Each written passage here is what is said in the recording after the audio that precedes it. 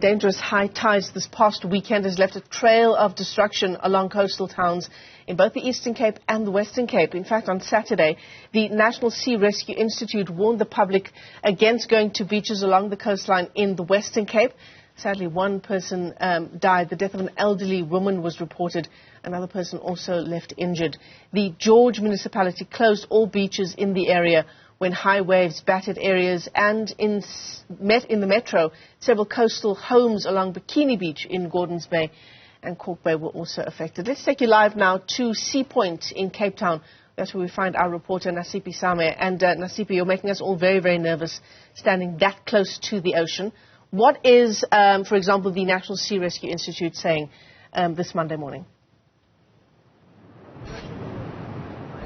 Well, Michelle, we're fairly safe here in Sea Point. However, as you put it, the trail of destruction this past weekend, leaving homes destructed and battered, including restaurants or businesses along the coast in Kalk Bay, and also leaving officials with mop-up operations. We understand yesterday they were crisscrossing throughout the city of Cape Town, assisting some residents whose homes were obviously severely battered due to the high tide. We do understand, according to the NSRI, and we'll try and show you those visuals of that particular gentleman that actually braved the waves now, and unfortunately we are unable to see him. However, the NSRI just yesterday indicating, or rather urging residents to be cautious leading up to this new week as the new moon spring tide was set to kick in as of Monday, urging beachgoers, including the maritime community, coastal hikers, residents that live along the shoreline, to exercise caution. We saw those videos across social media platforms, Michelle, with those high waves. We understand, according to the NSRI, that it was a combination of the gale force winds that we experienced in the Western Cape, including the high tide that led to that destruction. And as you put it, it's not only the city of Cape Town that was affected, or communities in the city of Cape Town that were affected along the coastal lines. However, the province in its entirety,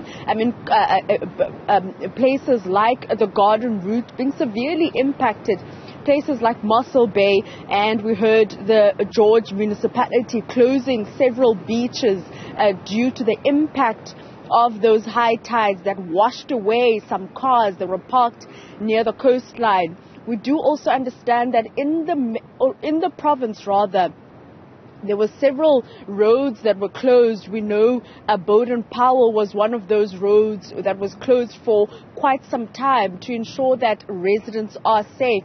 However, what we do understand is that outside of the homes and businesses that were affected, the death that you spoke of, including the one gentleman that is currently recovering in hospital. We will be speaking to Craig Lambernon from the NSRI to speak to us further about this new moon spring tide and the caution that they have for residents going into this week.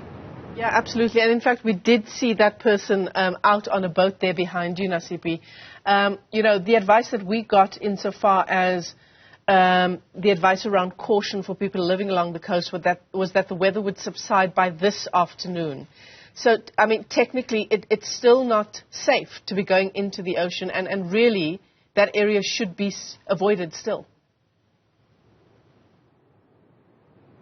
Indeed, Michelle.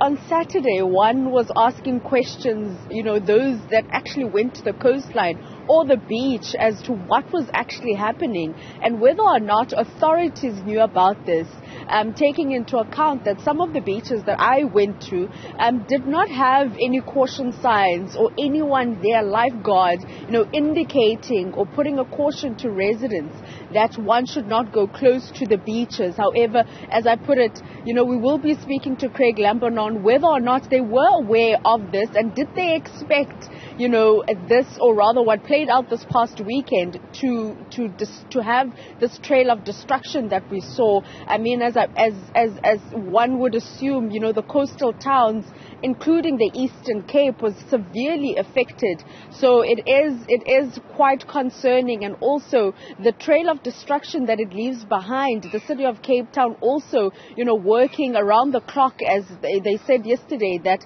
they're ensuring that they do attend to all of the call outs that they receive. So we'll also be speaking to that department, the disaster department, in regards to so far as the destruction that was caused this past weekend due to the high tide, and the NSRI also indicating that it was not only the high tide that caused those huge waves, but also those strong gale force winds that lashed the province. Yeah, absolutely. Very worrying indeed that despite those warnings of caution, that there were no signs up at the coast, and certainly something we need to follow up on. Nasiphi Same, thanks very much indeed for that update, and hopefully that person on the boat comes back to shore safely.